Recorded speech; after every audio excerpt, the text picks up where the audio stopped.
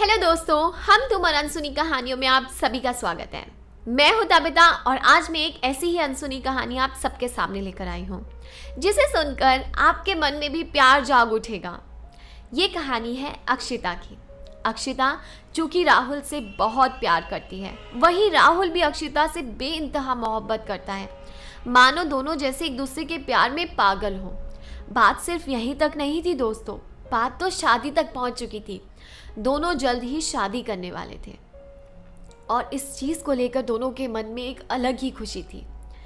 लेकिन इतने में राहुल की जॉब पोस्टिंग आ चुकी है। जी हाँ दोस्तों, राहुल आर्मी में है और उसकी जॉब पोस्टिंग काफ़ी दूर की आ चुकी है, जहाँ पे उसे जाना ज़रूरी है।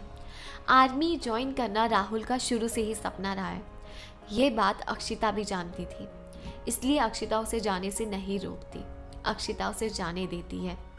वहीं राहुल भी इस बात की चिंता कर रहा होता है कि अक्षिता पीछे से अकेले कैसे रहेगी। राहुल के बिना अक्षिता का है भी कोई नहीं यहाँ। चिंता मन में सताती रहती है, बट फिर भी वो जाने का दृढ़ निश्चय करता है, क्योंकि बात देश की सेवा की थी। वो अक्षिता से वादा करके जाता है कि जल्द ही आकर वो अक्षिता के साथ शादी करेगा और दोनों साथ जीवन व्यतीत करेंगे। राहुल चला जाता है। दोनों के बीच बातों का सिलसिला चलता रहता है। बातें तो माने जैसे इतनी लंबी होती हैं उन लोगों के बीच कि कभी ख़त्म ही ना हो, और प्यार और भी गहरा होता जाता है। कुछ समय के बाद अक्षिता राहुल का बेसब्री से इंतज़ार करती है। साल बीतता है, 1.5 साल बीतता है। अक्षिता राहुल का बेसब्री से इंतज़ार करती है और लगातार बातें करती रहती है। लेकिन एकदम से राहुल उसका फ़ोन उठाना बंद कर देता है। बेल जाती रहती, वो उसका फ़ोन नहीं उठाता और कुछ समय बाद फ़ोन स्विच ऑफ जाने लग जाता है। अक्षिता बहुत परेशान हो जाती है, मन में 10,000 चिंताएं उसके चल जाती है कि राहुल ठीक तो है, उसे कुछ हुआ तो नहीं। लेकिन वो बहुत परेशान है, किसी के साथ शेयर नहीं कर सकती। पूछे तो आखिर किससे जाके पूछे।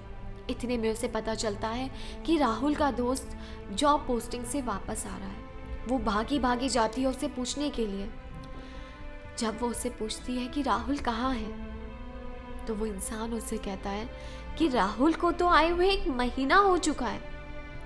अक्षिता ये बात सुनकर बहुत हैरान हो जाती है। उसके पैरों तले मानो जमीन निकल जाती है कि क्या राहुल को आए हुए 1 महीना हो गया है। पर ये बात तो राहुल ने नहीं बताई और ना ही 1 महीने से वो उससे बात कर रहा। अक्षिता बहुत परेशान होने लग जाती है और उसका रोना निकल जाता है। वो बहुत रोती है और उसके बाद वो दौड़ी दौड़ी राहुल के घर जाती है और जैसे ही दरवाज़ा खटखटाती है तो देखती है सामने राहुल है। चेहरे पर एक खुशी अलग ही उसके आ जाती है, बट राहुल दरवाज़ा आधा ही खोलता है और उसे अंदर आने नहीं देता। ये देख अक्षिता बहुत परेशान हो जाती है और उससे बोलती है कि राहुल, ये तुम क्या कर रहे हो? मैं इतने समय से सिर्फ तुम्हारा इंतज़ार कर रही थी यहाँ, और आज जब तुम आ गए हो तो तुमने मुझे बताया तक नहीं। राहुल कहता, मेरी नौकरी मेरा फ़र्ज़ था, मेरी नौकरी ने मुझे बदल दिया। अब मुझे तुम्हारी ज़रूरत नहीं है, मैं बदल चुका हूँ और अब मुझे तुम नहीं चाहिए। ये सुनकर अक्षिता होश उड़ जाते हैं उसके, परेशान हो जाती है, गिड़गिड़ाती है, रोती है कि राहुल, ये तुम आखिर क्या कह रहे हो।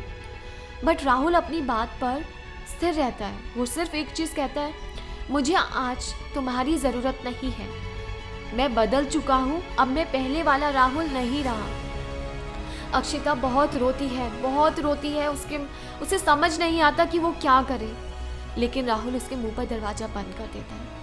अक्षिता दरवाज़ा खटखटाती रहती है, बाहर बैठी रहती है, लेकिन राहुल दरवाज़ा नहीं खोलता। अक्षिता उठकर बाहर निकलती है। जैसे ही वो बाहर जाने लगती है, कुछ दूरी पर जाने के बाद उसे नज़र आता है कि एक लड़की, दूसरी लड़की राहुल के घर जा रही है। वो ये देखकर बहुत हैरान हो जाती है कि राहुल उसके साथ आखिर ऐसा कैसे कर सकता है, वो उसे इस तरीके से धोखा कैसे दे सकता है। वो उस लड़की को अंदर जाने देती है और उसका पीछा करती है।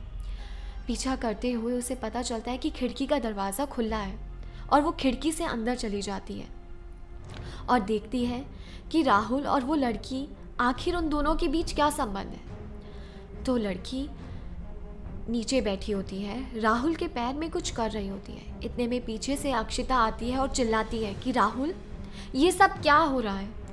राहुल बड़ा हैरान रह जाता है कि अक्षिता तुम अंदर कैसे आ गई। इतने में वो दूसरी लड़की भी मुड़कर बोलती है कि अक्षिता तुम यहाँ कैसे आ गई, जैसे कि वो उसे पहले से जानती हो। तो पता चलता है अक्षिता को कि राहुल के पैर में काफ़ी गहरी चोट लगी होती है, जिसकी वजह से वो कभी चल नहीं पाएगा, जिसकी वजह से वो कभी अपने पैरों पर खड़ा नहीं हो पाएगा।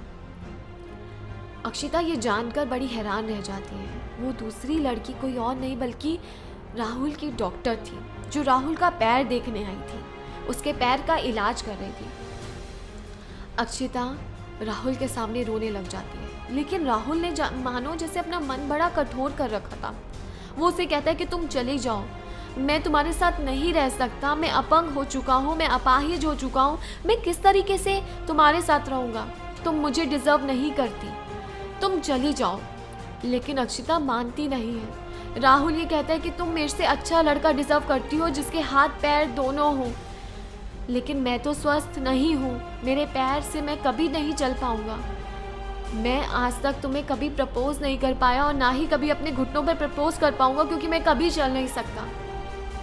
और उसे बहुत गुस्से में जाने के लिए कहता है, लेकिन अक्षिता मन में बहुत पिघल चुकी थी राहुल का ये दुख देखकर। अक्षिता वहाँ से चली जाती है।